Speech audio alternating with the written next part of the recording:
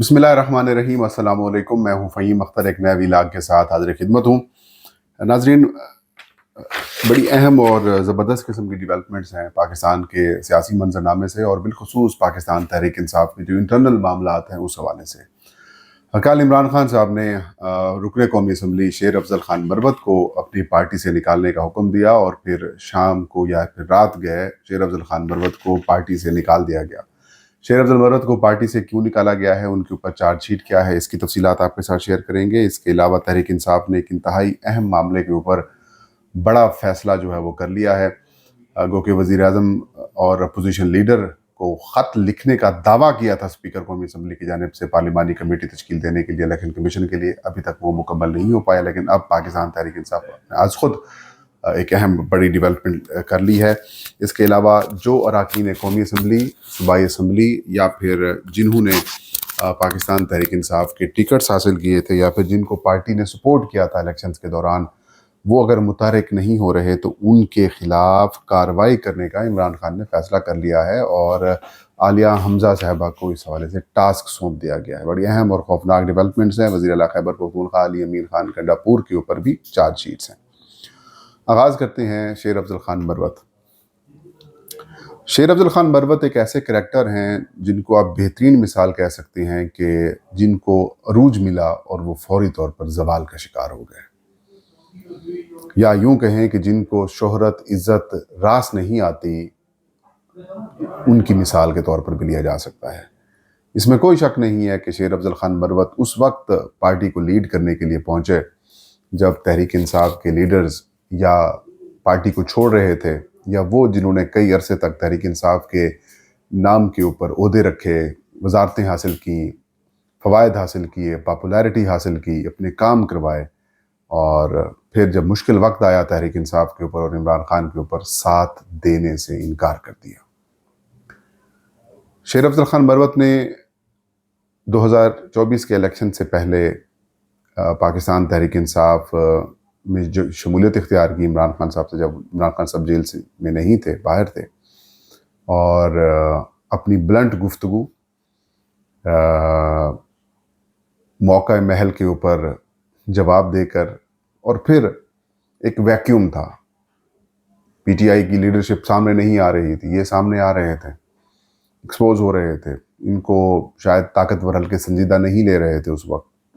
शेर अफजल खान मरवत जो है ना, वो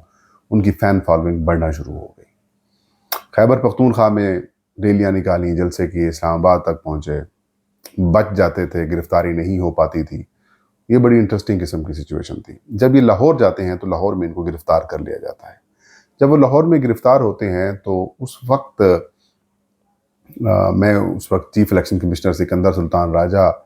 की जो रिपोर्टर्स के साथ गुफ्तगू चल रही थी, मैं वहाँ पर बैठा हुआ था, और उस गुफ्तगू में मैंने उनसे ये सवाल किया कि पूरी पार्टी तहरीक इंसाफ की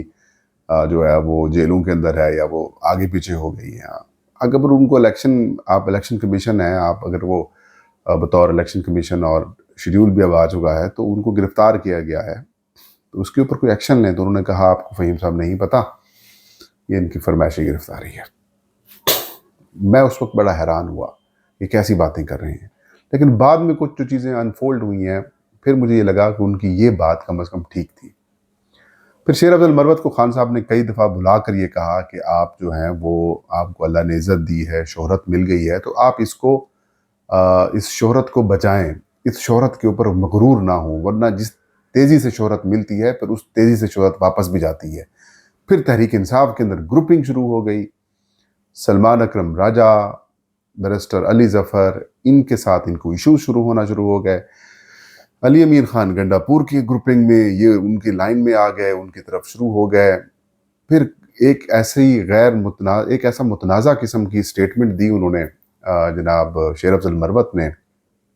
सऊदी अरब के किरदार के हवाले से, मोहम्मद बिन सलमान के किरदार के हवाले से, उसके ऊपर बड़ी नाराज़गी शुरू हो गई। खान साहब ने भी डिसोन किया, और ये कहा कि पीटीआई ने डिसोन किया इस सारे मामले के ऊपर। फिर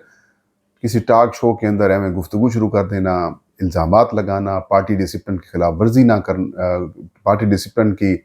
पर अमल दरामद ना करना, उसकी मुसलसल खिलाफ वर्जी करना। तो पार्टी में मतलब फिर अपना पैरेलल इमरान खान के मुकाबले में या फिर पीटीआई के मुकाबले में सोशल मीडिया सेल बनाना, پھر کچھ ایسے الزامات بھی سامنے آئے، کوئی مالیاتی معاملات کے حوالے سے چیزیں تھیں، مشرف بی بی سے متعلق کچھ معاملات تھے یا کچھ اور تھے، وہ چیزیں سامنے آئیں، اور پھر ان کو شوکاز کیا گیا۔ شوکاز کرنے کے بعد جواب بھی انہوں نے کچھ عجیب و غریب قسم کا دیا پارٹی کو، اور پھر پارٹی نے پھر بھی خیال رکھا کہ یار چلے ٹھیک ہے، کچھ نہیں، ہو جاتا ہے۔ لیکن جو ثوابی میں جلسہ ہوا، اور ذرائع یہ بتاتے ہیں کہ خان صاحب نے وہ، کیونکہ ٹی وی چینلز کے ایکسیس خان صاحب تک اب کچھ ہے، تو اس جلسے میں جب سلمان اکرم راجہ صاحب خطاب کر رہے تھے تب انہوں نے کوئی گڑبڑ کی، پھر بعد میں علی امین اور اپنے حوالے سے باتیں کی، پھر نعرے لگانا شروع کر دیا۔ مطلب وہاں پر بھی انہوں نے یہ تاثر دینے کی کوشش کی کہ تحریک انصاف کے اندر گروپنگ ہے۔ خان صاحب نے یہ چیزیں دیکھی تھیں، کچھ رپورٹس بھی خان صاحب کو دی گئیں، اس کے بعد خان صاحب نے کہا کہ اس کو پارٹی سے نکال دیا جائے، تو اب ان کو پارٹی سے نکال دیا گیا ہے، اور کوئی اور وجہ نہیں ہے۔ وجہ ان کی اپنی وہ زبان کے اوپر کنٹرول نہ کر پانا ہے، چیزوں کو سمجھ نہ آنا ہے۔ اور میں یہ نہیں کہتا کہ یہ بی ٹیم کے ساتھ تھے، سی ٹیم کے ساتھ تھے، یہ ادھر سے تھے ادھر سے تھے، لیکن ان کا تعلق جو ہے وہ وزیر اعلیٰ خیبر پختونخوا علی امین خان گنڈاپور کے ساتھ تھا، اور علی امین خان گنڈاپور کے حوالے سے تحریک انصاف کے اندر بڑی ریزرویشنز پائی جاتی ہیں، اور عمران خان صاحب تک یہ چیزیں رپورٹ بھی ہو چکی ہیں۔ تو یہ وہ بڑی وجوہات ہیں جو کہ شیر عبد المروت صاحب کو نکالا گیا۔ اب اس کے اوپر پاکستان تحریک انصاف کے کچھ لوگ جو ہیں وہ دو حصوں میں تقسیم ہے۔ میرا اس کے اوپر کامنٹ یہ ہوگا کہ اگر عمران خان صاحب کا یہ ڈیسیژن ہے، وہ پارٹی کے سربراہ ہیں، وہ مسلسل جیل کے اندر موجود ہیں، وہ قربانی دے رہے ہیں، پارٹی انہی کی ہے، تو اگر انہوں نے یہ فیصلہ لیا ہے تو تحریک انصاف کی جماعت کو، اور ایون کہ شیر عبد المروت صاحب کو بھی اس کے اوپر ریویو کی درخواست دے دینی چاہیے، اور کوئی زیادہ اس کے اوپر جو ہے وہ آپ یوں کہہ دیں کہ فیوریس ہونے کی، غصہ ہونے کی ضرورت نہیں ہے۔ خان صاحب کو منایا جا سکتا ہے، ان سے وضاحت دی جا سکتی ہے، اور آئندہ نہ کرنے کی یقین دہانی کرائی جا سکتی ہے، تو دیٹ وڈ بی گڈ۔ اور ورکرز کو بھی اوپنلی سوشل میڈیا کے اوپر بھی زیادہ اس بحث کے اندر نہیں پڑنا چاہیے۔ دوسری اہم خبر اور بڑا فیصلہ جو تحریک انصاف نے کیا ہے، الیکشن کمیشن آف پاکستان کے چیف الیکشن کمشنر اور جو ممبران جو ہیں وہ 26 جنوری 2025 کو ریٹائر ہو چکے ہیں، اور ان کی ریٹائرمنٹ کو آج 16-17 دن ہو چکے ہیں، لیکن نئے چیف الیکشن کمیشنر کی تعیناتی کے حوالے سے حکومت کی جانب سے کسی قسم کی کوئی مشاورت کا سلسلہ شروع نہیں کیا گیا۔ اسپیکر قومی اسمبلی سردار ایاز صادق نے چند روز پہلے قومی اسمبلی اجلاس کے اندر یہ دعویٰ کیا تھا اور یہ بات کی تھی کہ انہوں نے وزیر اعظم اور اپوزیشن لیڈر کو خط لکھا ہے۔ میں نے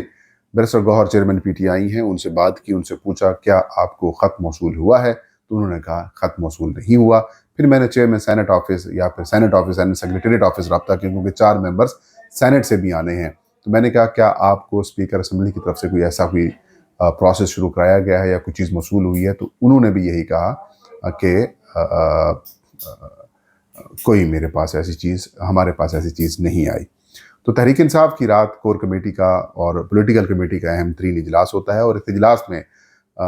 تحریک انصاف کی کور کمیٹی نے یہ فیصلہ کیا ہے کہ اگر وفاقی حکومت یا پھر وزیر اعظم مشاورت کا سلسلہ شروع نہیں کر رہے تو تحریک انصاف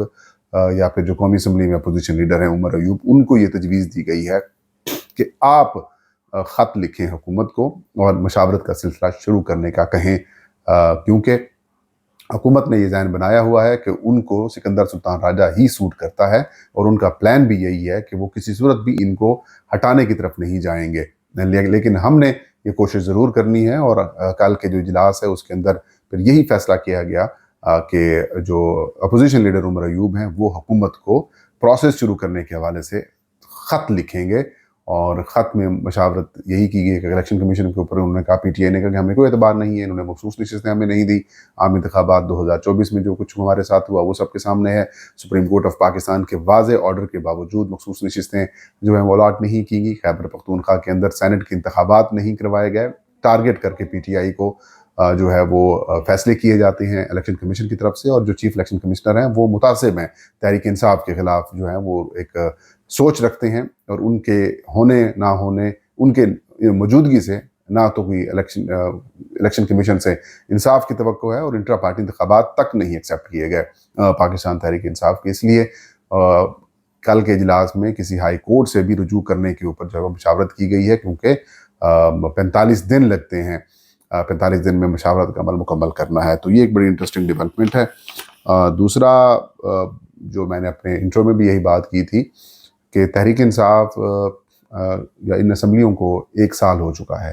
تحریک انصاف کی سختیوں کو لگ بھگ تیسرا سال شروع ہونے والا ہے. عمران خان صاحب کو جیل کے اندر بیٹھے ہوئے 550 سے زیادہ دن ہونے والے ہیں، لیکن تحریک انصاف کے وہ اراکین اسمبلی جو قومی اسمبلی یا صوبائی اسمبلی کی سیٹوں کے اوپر منتخب ہو گئے ہیں، بالخصوص پنجاب میں، بالخصوص سندھ میں، تو وہ زیادہ تر متحرک نہیں ہیں. انٹرسٹنگ بات تو یہ ہے کہ پاکستان تحریک انصاف کے ساتھ عام انتخابات 2024 میں اسلام آباد، راولپنڈی، لاہور، ملتان، بہاولپور، بہاول نگر یا پنجاب کے تمام کئی اضلاع کے اندر یا پھر پنجاب کے اندر ان کا مینڈیٹ جو ہے وہ چھینا گیا. پنجاب کے اندر تحریک انصاف کی لیڈرشپ نہ تو صوبائی اسمبلی میں مریم نواز صاحبہ کو ٹف ٹائم دے رہی ہے، نہ ہی کہیں پروٹیسٹ کرنے کے لیے کوئی ایکٹیویٹی دکھا رہی ہے. تحریک انصاف کی جانب سے مسلسل یہ کوششیں تو ضرور کی جاتی ہیں، لیکن ایکٹیویٹی آن گراؤنڈ نہیں ہوتی. تحریک انصاف کے پنجاب سے منتخب ہونے والے جو اراکین ہیں وہ زیادہ تر یا تو خیبر پختونخوا ہاؤس اسلام آباد میں ہیں یا پھر وہ پشاور میں موجود ہوتے ہیں. تو اس بات کو لے کر خان صاحب بڑے سخت فیوریس تھے، ناراض تھے، اور انہوں نے عمران خان صاحب نے اب یہ فیصلہ کیا ہے کہ جو تحریک انصاف کا ٹکٹ ہولڈر، رکن اسمبلی یا سینیٹر متحرک نہیں ہوتے، ان کی رپورٹ عالیہ حمزہ صاحبہ کو کہا گیا ہے کہ وہ جمع کروائیں، اور پھر ان کو آئندہ انتخابات میں ٹکٹ نہ دینے کا بھی فیصلہ کیا گیا ہے کہ جو لوگ متحرک نہیں ہوں گے ان سے ٹکٹ ان کو نہیں دی جائے گی، ان کو ریجیکٹ کر دیا جائے گا اور ان کی جگہ کے اوپر متبادل امیدوار جو ہیں وہ لائے جائیں گے. اور اس کے علاوہ جو سوشل میڈیا یا پھر ڈیجیٹل میڈیا کے اوپر پارٹی کی پالیسی کو فالو نہیں کریں گے، یا پارٹی کی کوئی پریس ریلیز یا پھر پارٹی کا کوئی بیانیہ یا پھر خان صاحب کا کوئی سٹیٹمنٹ، اس کو بھی ری ٹویٹ یا پھر پوسٹ نہیں کریں گے، ان کے خلاف بھی سخت کارروائی کی جائے گی. اور ان سب کو کہا گیا ہے تحریک انصاف کو کہ ایز جماعت ان تمام تر معاملات کے اندر آپ لوگ متحرک ہوں. یہ تھا آج کا ویلا. فہیم اختر کو اجازت دیجیے. اللہ ہم سب کا حامی ناصر.